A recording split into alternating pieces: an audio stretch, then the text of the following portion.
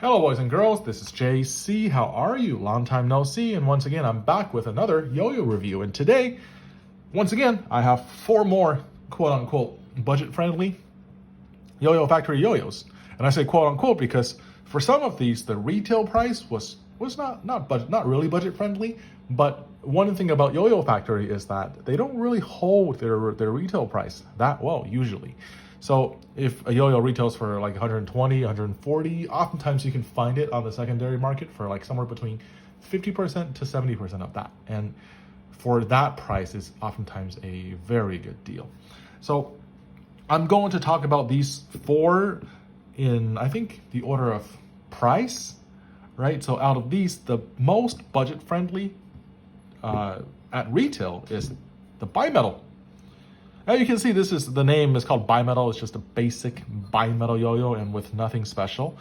And this is actually quite similar to something that Magic Yo-Yo released maybe 2 or 3 years ago. It's called the Bi. And that's also like a basic, round, simple bimetal yo-yo for a very good price. So the Bimetal looks like the Magic Yo-Yo Bi a bit.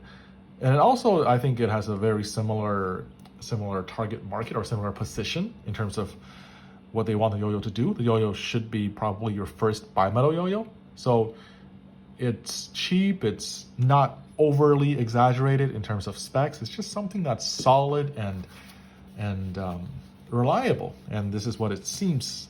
And on the string, yes, this is pretty much what we expected. The yo-yo is nothing special, but it can handle pretty much everything from simple to complicated. Now the shape is a bit narrow. I will just use the edge as a comparison, right? You can see that this is probably meant, or not, maybe not meant for, but the design of this yo-yo definitely keeps in mind the beginners, right? Your first bimetal yo-yo or even your first yo-yo being this one. So the gap is not overly wide, the shape is not overly extreme. And because of that, the yo-yo is not a top performer, I'd say. It does have some limitations, like especially I can feel this during horizontal tricks or something more intense, something that requires me to go faster, go stronger. And this does fall short just a little bit, but I'm kind of nitpicky because Yoyofactory is completely capable of making something in this shape and have it perform fine. It's just kind of missing the extra mile, the extra edge, but it does everything well, and it retailed for, I believe, $60. Is it $50? I think it's $60. Yeah. So on the secondary market, it's probably closer to 30 to 40. I would recommend this yo-yo 100%, whether you are a beginner or not. This is a comfortable, fun yo-yo to play with. It's an excellent pocket yo-yo because it's not overly wide or big. And yeah, at that price, you can't really go wrong. And the quality, everything is excellent. It's not like Yoyofactory cut corners because it's a budget yo-yo. And the logo, I think, is a bit ugly. I think maybe they saved some money there and they didn't take the time to design a beautiful logo. But I mean, the splash looks nice. The color looks nice. It's like a galaxy, a kind of a variant of their classic galaxy colorway. So yeah, go for it. Now the next yo-yo is another budget option, but it's like the opposite of Bimetal. Bimetal is a kind of a basic, relatively basic yo-yo made for beginners. Meanwhile, the Marco is something extreme.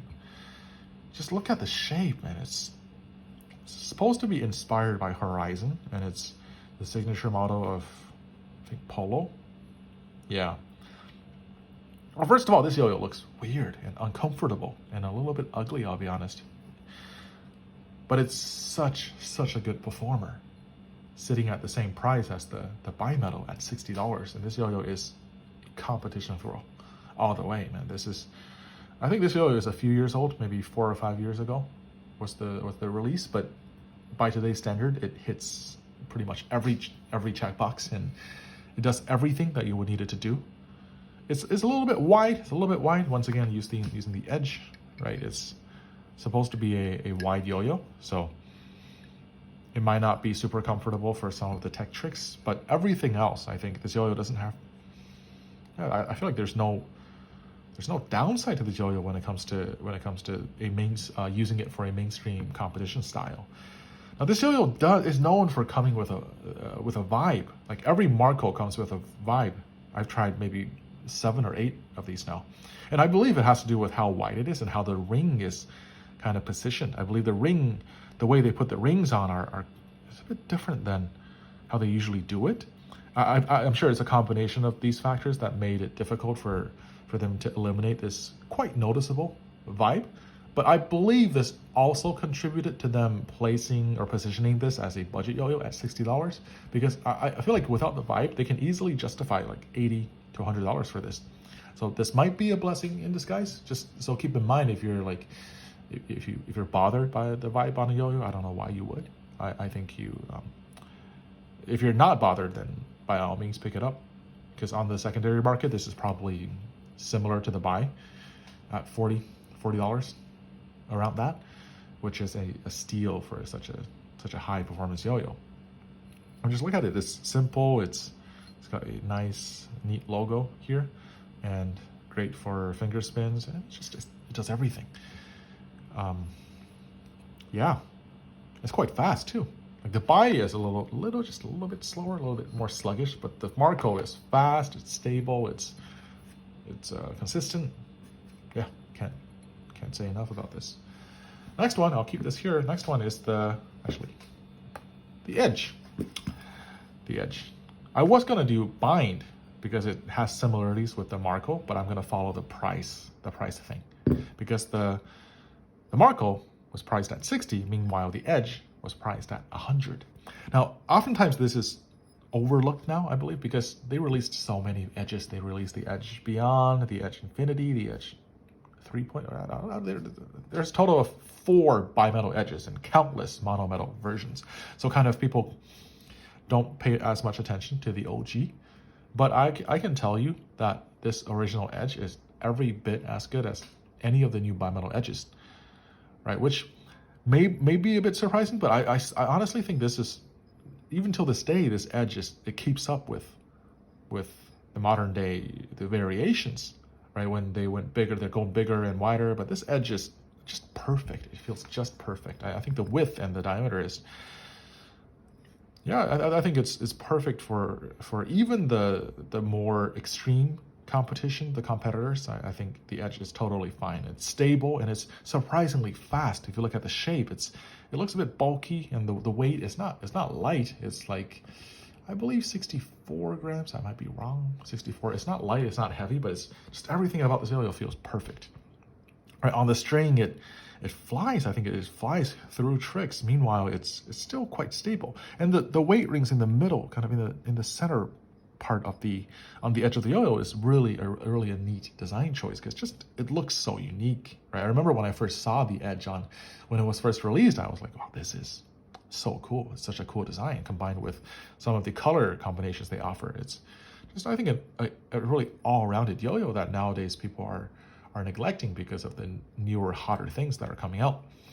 Now this, probably you can find this for around 60, or maybe I'd say around 70 on the secondary, even though this is like kind of anecdotal, but I see them for 60 to 70 on the secondary market, and I think it's an absolutely wonderful pickup. Yeah. I mean, I feel like I'm not being specific enough, because I'm saying every yo-yo here is wonderful, but definitely, especially with the edge and the Marco, these are beasts. And I'm hard pressed to come up with a downside on these yo-yos when it comes to performance. I guess you can't finger spin with this, but I mean, whatever. These are excellent. The last one is the bind. The bind, a signature model of Nate Daly. Now this yo-yo looks just so nice, so nice. I really like the just sleek profile with a really nice color combination, and everything is so just feels so smooth. It's like something by SF. I feel like this design is definitely influenced by SF yo-yos with their super clean, super minimalistic designs. If you compare this to like Marco, which has a bit of a similar profile, you can see this just looks weird. Meanwhile, the ND looks classy and smooth, and I'm sure that, I mean, this is subjective, but I'm sure you agree with me. Especially, man, imagine taking this outside. I'm comfortable with saying, look at my yo-yo, man. Look at this yo-yo. It's sweet. Just look at how classy, how nice it looks. Okay, I don't do that, but you know what I mean. This yo-yo looks nice. Now, one thing about the bind is that it's a little bit, the shape is a little bit deceptive because it's like a sharp, slim V shape, but the yo-yo is not a fast yo-yo, right? This yo-yo is actually really heavy. It's like 67 grams or something. I think that's pretty heavy, right? And if you look at the H shape, you see that, and you see how thick or how wide these rims are, these steel weight rings are.